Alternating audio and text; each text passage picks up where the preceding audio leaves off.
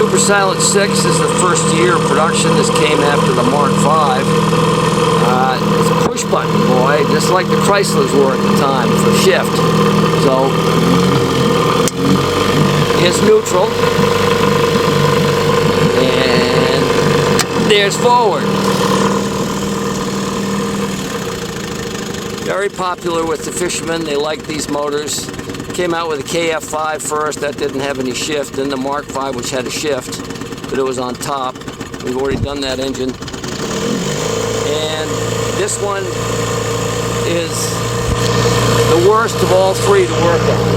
It's really hard to work on, but they were very popular. And like I say, this is the first of the series. It's got fairly good power.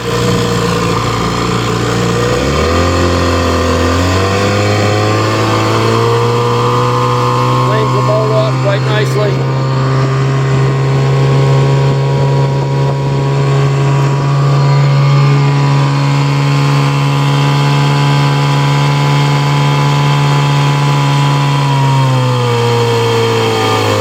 And it idles down very nicely as well.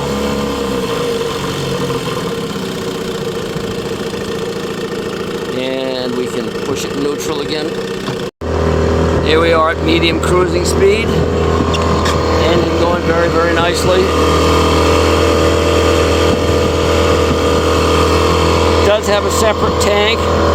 Came with a 6-gallon tank, which makes it extra hard to work on, but it doesn't look at all like the Mark V, but it is an identical engine internally.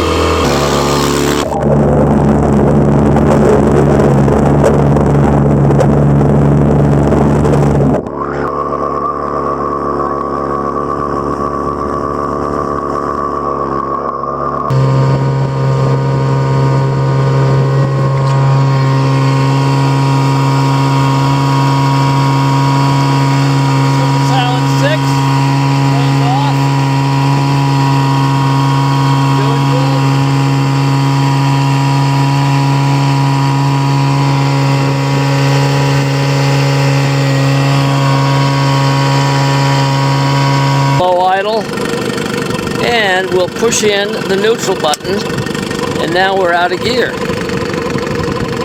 Push button controls.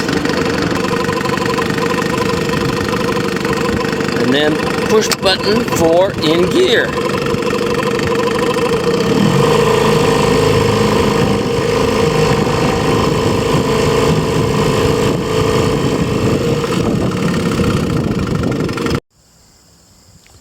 This is a 1955 Super Silent 6.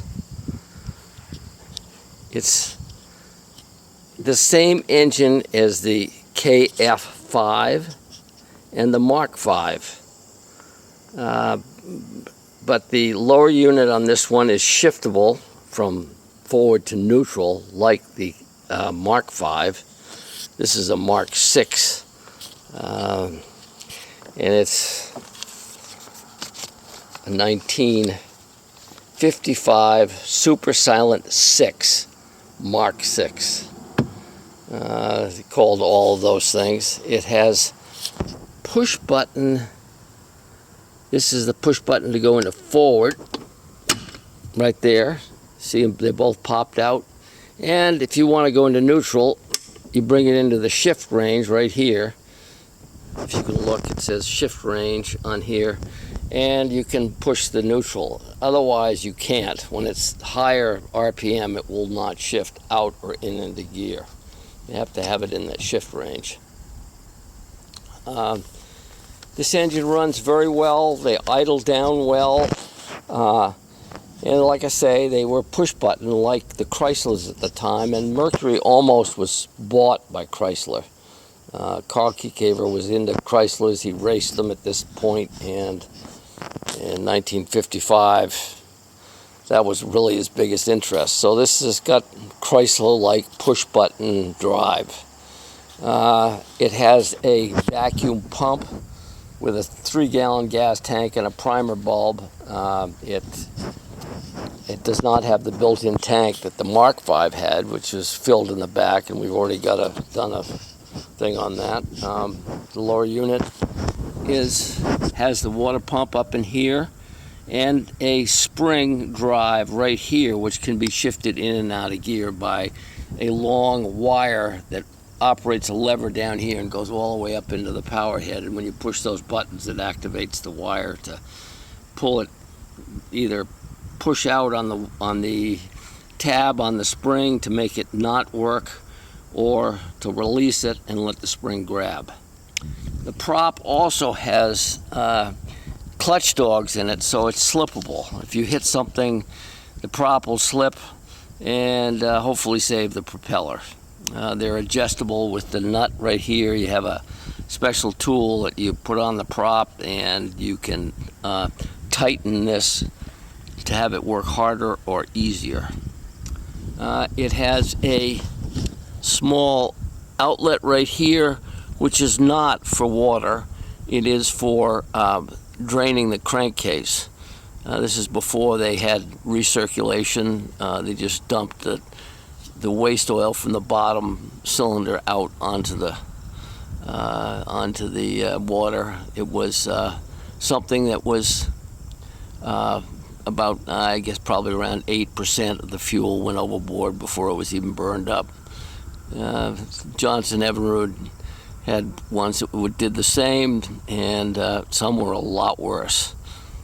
This thing has a manual trim system right here. This, if you push this up, it'll go all the way down, and you can pull it back up all the way out, and then you're in the lot, and then you can drop it all the way back like that if you want to, pushing that lever.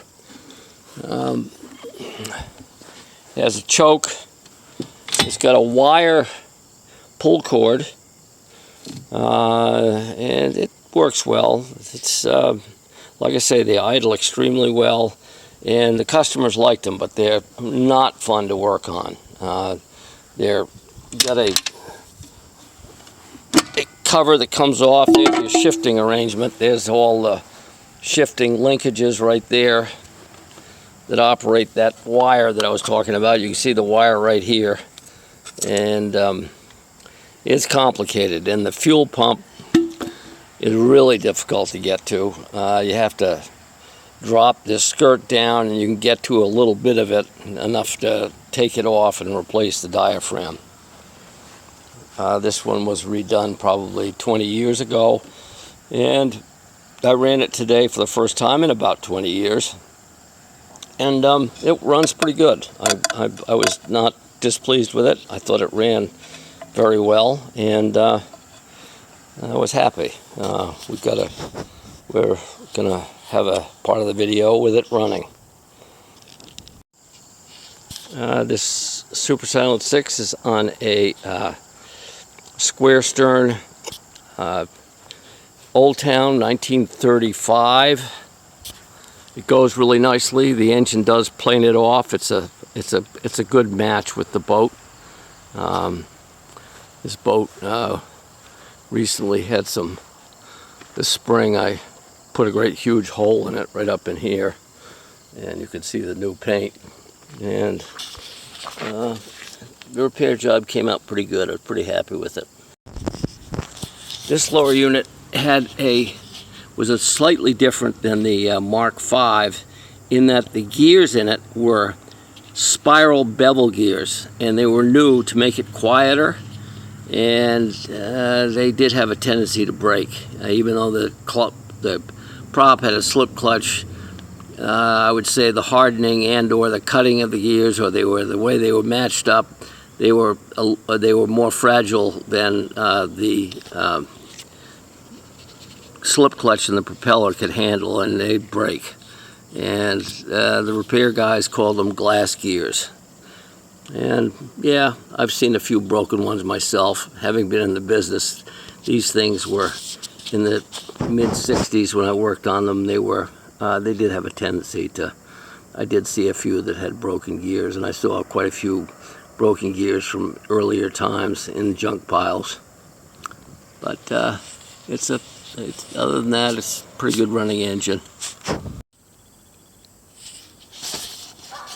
perhaps one of the best things about the Super Silent 6 is the fact that it's got a bottle opener on the side of it. This is part of the marketing effort that had started in the 50s to make something very streamlined, very rocket-looking. Rockets were a big deal. And also to make them hide the mechanical functions. We don't want anybody to think that this thing isn't anything but a sealed unit that's totally beautiful to look at. But as I say, the bottle opener is about the last straw.